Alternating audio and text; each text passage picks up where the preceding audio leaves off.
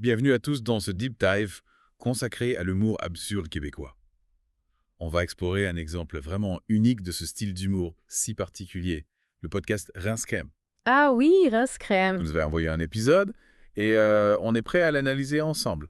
Rince Crème, c'est vraiment une institution de l'absurde au Québec. Des- Chilais, des dialogues qui partent dans tous les sens, des situations complètement folles et puis des blagues qui reviennent encore et encore. Exactement. Et pour ce deep dive, on va se concentrer sur l'épisode avec Sébastien Dubé, alias Le Barbus, Vincent Léonard, alias Les Palettes, et puis Marc-André, alias Le Poignet Cassé, qui manque un doigt. Waouh. Déjà, les surnoms, ils nous donnent un petit aperçu du délire qu'on va vivre. Ouais. On va essayer de comprendre comment ils arrivent à être considérés comme des génies de l'absurde, mais aussi de la philosophie. Absolument. Analyser leur humour et puis essayer de trouver un peu les réflexions plus profondes derrière. Ouais. On peut commencer par ce sketch du ranch que Sébastien nous décrit avec tellement de sérieux. Ah oui, le fameux ranch. C'est l'exemple parfait de l'humour de Rince Crème. Imaginez un petit bungalow de banlieue transformé en ranch complètement chaotique avec des chevaux partout et puis de la breakdance en arrière-plan. C'est ça la force de Rince Crème. Ils prennent des situations banales du quotidien et puis les transforment en quelque chose de complètement absurde. Ouais. Juste imaginez un cowboy qui explique ce qu'est une selle en montrant sa malle. C'est déjà hilarant. Ah oui. Et on ne parle même pas des poneys à gros nez, les fameux gros nez. Sans oublier le duel final avec un shérif qui est juste un torse avec une mitraillette qui tire sur des enfants avec des pistolets en plastique Ah ouais. et qui crie « Albert Camus, le roi des squelettes !» C'est surréaliste et complètement déjanté. Ouais, c'est ça. Ouais. Et c'est là qu'on voit le talent de ces humoristes. Ils nous font rire avec des situations improbables, mais en gardant un visage totalement impassible, ce qu'on appelle le deadpan en anglais. Et ça renforce l'absurdité de la scène et ça rend le tout encore plus drôle. Parlons maintenant de Vincent et de Sassman, qui est tout aussi étrange. Il nous annonce, comme ça a l'air de rien, qu'il a acheté un enfant de la guerre en ligne. Ouais. On ne sait pas trop ce que c'est, mais ça a l'air de pas le déranger plus que ça. C'est typique de Vincent. Il a cet humour noir pince sans rire qui contraste avec l'absurdité de ses propos. On retrouve souvent ce genre d'humour au Québec. Un humour qui joue avec les limites et qui nous fait réfléchir en même temps qu'il nous fait rire. Et ses tentatives d'écrire des blagues pour l'émission OL sont tout aussi délirantes. Ah ouais? Des punchlines qui n'ont aucun sens, des jeux de mots improbables. C'est cop qui peut dérouter, mais qui a un certain charme. Vincent, c'est un peu le poète maudit de Rince Crème. Il a un regard unique sur le monde absurde et décalé qui nous fait voir les choses différemment. Et puis, il y a Marc-André avec sa nouvelle passion. Piéger les inconnus dans des boîtes et leur dire des trucs absurdes. Ah! Genre, si j'avais le choix entre toi et le chocolat, je te choisirais tous les jours. Imaginez la scène. C'est gênant, inconfortable, mais tellement absurde qu'on rit forcément. Ouais. Et Marc-André, avec son air sérieux et son enthousiasme, ça rend le tout encore plus drôle. On pourrait penser que Rince Crème, c'est juste du non-sens gratuit. Mais je pense qu'il y a une vraie réflexion derrière. Oui! Ils utilisent l'absurde pour nous faire réagir, pour nous questionner sur le sens de la vie, sur nos propres comportements. Exactement. L'obsession pour le satin, par exemple. Le running gag d'Albert Camus, le roi des squelettes, ou encore l'enfance de Vincent décrite comme le gros en satin avec les yeux en X. Tout ça, ce sont des éléments qui reviennent sans cesse et qui créent un univers absurde propre à Rince Crème. Ces running gags, c'est des clins d'œil aux auditeurs. Ouais. Une manière de créer une complicité, de les faire entrer dans leur univers décalé. On sent que Sébastien Vincent et Marc-André ne se prennent pas au sérieux. Et c'est ce qui rend leur humour si attachant. Ouais, c'est ça. Et c'est là qu'on peut commencer à parler de philosophie. L'absurdisme, c'est justement cette idée que la vie n'a pas de sens intrinsèque et que c'est à nous de le créer. Alors peut-être que Rince Crème, en embrassant l'absurde, en se moquant du sens et des conventions, nous invite à faire pareil. C'est une hypothèse intéressante. On va explorer ça plus en profondeur dans ce deep dive. Mais avant, il faut parler de ce segment incroyable avec ChatGPT. Ah oui. Le moment où ils essaient d'utiliser ChatGPT pour en savoir plus sur Cadet Roussel, un personnage de comptine française. Ah ouais? Ils sont persuadés que c'est une personne réelle et s'énervent contre l'IA qui trouve aucune information. Ce qui est génial, c'est qu'il joue sur plusieurs niveaux d'absurdité. D'abord, la situation elle-même qui est déjà assez cocasse. Ouais. Ensuite, leur frustration face à la technologie, un thème récurrent dans l'humour contemporain. Et puis, cette question de la mémoire collective et de la vérité. C'est vrai. Cadet Roussel devient un symbole de ce qu'on a appris, de ce qu'on croit savoir, et la difficulté de distinguer le vrai du faux dans un monde d'information. Exactement. Et c'est ça qui est fascinant avec Rince Crème. Ils arrivent à nous faire rire avec des situations absurdes tout en nous faisant réfléchir sur des questions plus profondes. On a l'impression qu'ils sont des génies de l'absurde, capables de jongler avec le sens et le non-sens pour un humour intelligent et original. On est loin du simple comique de situation. Il y a une vraie réflexion, une intelligence derrière l'humour de Rince Crème, et c'est ça qui les rend si uniques et attachants.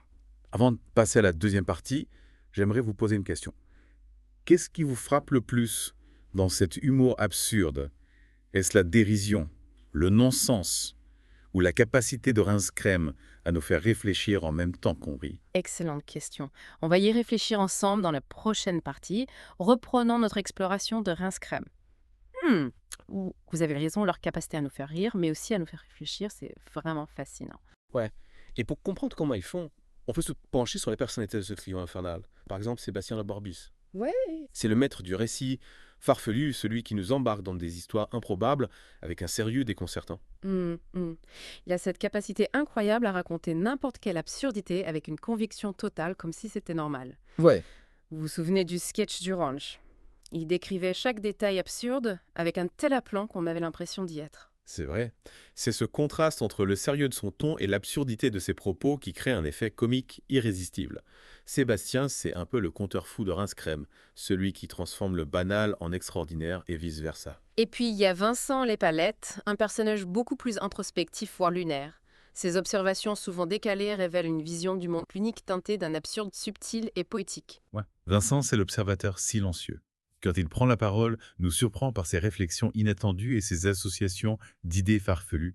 Il incarne ce personnage un peu étrange, attachant, malgré ses bizarreries qui nous poussent à voir le monde sous un autre angle. Exactement. On pourrait dire que Vincent, c'est un peu le philosophe du groupe, celui qui s'interroge sur le sens de la vie à travers des situations absurdes et des jeux de mots improbables. Et n'oublions pas, Marc-André, le poignet cassé qui manque un doigt. Ah. Son humour, c'est l'art du malaise de l'inconfort, avec une bonne dose de non-dit et de silence gênant. Marc-André, c'est le maître de l'absurde physique et situationnel. Ses interventions, souvent courtes, percutantes, créent un malaise palpable qui se transforme en fou rire. On ne sait jamais à quoi s'attendre avec lui et c'est ce qui le rend si imprévisible et hilarant. Ensemble, ils forment vraiment un trio complémentaire. Ouais. Chacun apportant sa propre touche d'absurdité à Rince Crème. Et c'est cette alchimie entre leurs personnalités si différentes qui rend le podcast si spécial. On rit avec eux, on rit d'eux, et on se retrouve parfois à rire de nous-mêmes, en reconnaissant nos propres absurdités dans les situations qu'ils décrivent. C'est un humour qui nous met face à nos propres contradictions, à l'absurdité de la vie quotidienne. Et c'est là qu'on peut vraiment parler de Rince Crème comme une exploration philosophique. L'absurde en philosophie, c'est la confrontation entre la quête de sens de l'homme et l'absence de sens du monde. Exactement. Rince Crème pourrait être vu comme une mise en scène de cette tension existentielle. Les situations absurdes, les dialogues déroutants, les personnages décalés, tout ça nous confronte à l'absurdité de la vie elle-même. Leur humour nous force à remettre en question nos certitudes, nos perceptions, et à embrasser l'inattendu, l'incompréhensible. C'est une invitation à voir le monde différemment, accepter le chaos, et y trouver une certaine beauté. L'absurde devient alors une source de liberté, un moyen de se libérer des contraintes du langage et de la pensée rationnelle. Rince Crème nous encourage à jouer avec les mots, à déconstruire les conventions et à laisser libre cours à notre imagination. Et c'est peut-être là que réside le génie de Sébastien Vincent et Marc-André. Il nous offre un espace où l'absurde règne en maître, où le rire devient une forme de résistance face au non-sens du monde. Ils incarnent une certaine forme de liberté d'expression, une liberté de penser autrement, de rire de tout et de ne pas se prendre au sérieux. Un antidote à la morosité, un appel à la joie, à la légèreté, même face à l'absurde. Et cette philosophie absurde, si on peut l'appeler ainsi, est profondément ancrée dans la culture québécoise. L'humour noir, l'autodérision, le goût du décalé, tout ça fait partie de l'ADN du Québec. Rince Crème est donc un produit de cette culture, un reflet de cet esprit québécois qui n'a pas peur de rire de lui-même, de se moquer des conventions et de célébrer l'absurdité de la vie. Ce podcast, c'est une ode à la liberté d'expression, un hymne à la folie douce, qui nous permet de traverser les épreuves de la vie avec le sourire. Revenons à l'épisode que vous nous avez soumis. Ce segment où les animateurs tentent d'utiliser ChatGPT pour en savoir plus sur Cadet Roussel, ce personnage de comptine qu'ils croient réel et vraiment révélateur. Ah oui, c'est hilarant de les voir s'obstiner avec l'IA persuadée que Cadet Roussel a vraiment existé. Ils refusent de croire que ChatGPT ne peut pas leur donner d'informations sur lui. Au-delà du comique de la situation, ce segment soulève des questions intéressantes sur notre rapport à la technologie et à la mémoire.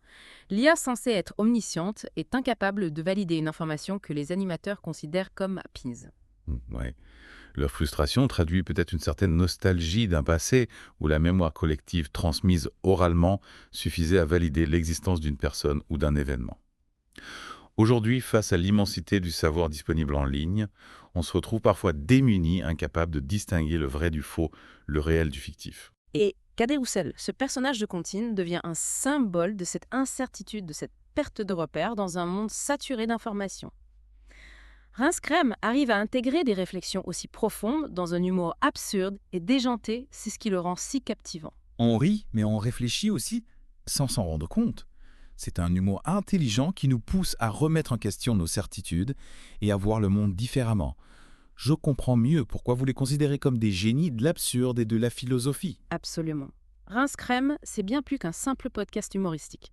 C'est une expérience, une invitation à explorer les frontières de l'absurde et à découvrir une vision du monde unique et profondément québécoise. Avant de conclure, on aimerait revenir sur cette idée de génie absurde. Qu'est-ce qui fait, selon vous, que Sébastien Vincent et Marc-André excellents dans cet art si particulier? C'est une excellente question. On va examiner ça dans la dernière partie de notre exploration de Rince Crème. On a parlé de leur humour, de leur capacité à nous faire rire et réfléchir en même temps. Mais qu'est-ce qui fait de Sébastien Vincent et Marc-André de vrais génies de l'absurde? Excellente question. Je crois que leur génie réside dans leur maîtrise des codes de l'humour absurde. Ils jonglent avec le non-sens, les jeux de mots, la comédie physique, les réflexions existentielles, le tout avec une aisance incroyable. On a vraiment l'impression qu'ils s'amusent avec les mots, avec les situations, et qu'ils nous invitent à jouer avec eux. Par exemple, Sébastien le Barbus. Son air sérieux, son débit monocorde, tout contribue à créer un effet comique irrésistible quand il raconte ses histoires improbables. Tout à fait. Sébastien, c'est le roi du récit absurde. Il rend crédible n'importe quelle histoire, aussi folle soit-elle, en la racontant avec un aplomb et une conviction sans faille. Ouais. On se laisse embarquer dans son univers, on se prend en jeu et on finit par rire de bon cœur. Et Vincent Lespalette, avec ses digressions et ses réflexions décalées, il nous offre un regard unique sur le monde. Un regard qui remet en question nos perceptions et nous force à voir les choses différemment. Vincent, c'est le poète absurde, celui qui s'interroge sur le sens de la vie à travers des jeux de mots et des associations disait farfelues. Son humour est subtil, parfois déroutant, mais toujours intelligent et stimulant. Et puis il y a Marc-André, le poignet cassé qui manque un doigt, Ah oui. le maître de l'absurde physique. Ses interventions souvent muettes ou avec juste quelques mots créent un malaise hilarant qui nous surprend à chaque fois. Marc-André, c'est le clown philosophe. Ouais. Celui qui utilise son corps et ses expressions pour exprimer l'absurdité du monde. Son humour est direct, percutant, impossible à ignorer. Ce trio improbable fonctionne vraiment bien. Leur complémentarité est évidente et leur alchimie se ressent dans chaque épisode de Rince Crème. On sent qu'ils s'amusent, qu'ils se font confiance et c'est contagieux. C'est cette authenticité, cette joie de créer ensemble qui rend leur humour si attachant. Ils ne se prennent pas au sérieux. Et ça nous donne la permission d'en faire autant. Au-delà du rire, il y a une vraie intelligence à l'œuvre dans Rince Crème. Ce ne sont pas que des amuseurs publics, ils sont aussi des observateurs de la société, des critiques subtiles de nos travers et de nos absurdités. Leur humour absurde, c'est un miroir déformant qui nous renvoie une image à la fois drôle et troublante de nous-mêmes. On rit, mais on réfléchit aussi sans s'en rendre compte. Rince Crème, c'est un podcast qui nous fait du bien, qui nous déride et qui nous ouvre l'esprit. Exactement. Et c'est ce qui le rend si unique et précieux. Rince Crème, c'est un antidote à la morosité, un appel à la joie, à la légèreté et à la liberté d'expression. Alors si vous cherchez un podcast original qui vous fera rire tout en vous invitant à une réflexion décalée, Rince Crème est fait pour vous. Laissez-vous surprendre par l'humour absurde et intelligent de Sébastien Vincent et Marc-André et découvrez une vision du monde unique et profondément québécoise. On espère que ce deep dive dans l'univers de Rince Crème vous a donné envie de le découvrir. N'oubliez pas que l'absurde peut être une source de rire, de réflexion et de liberté. À bientôt pour une nouvelle exploration.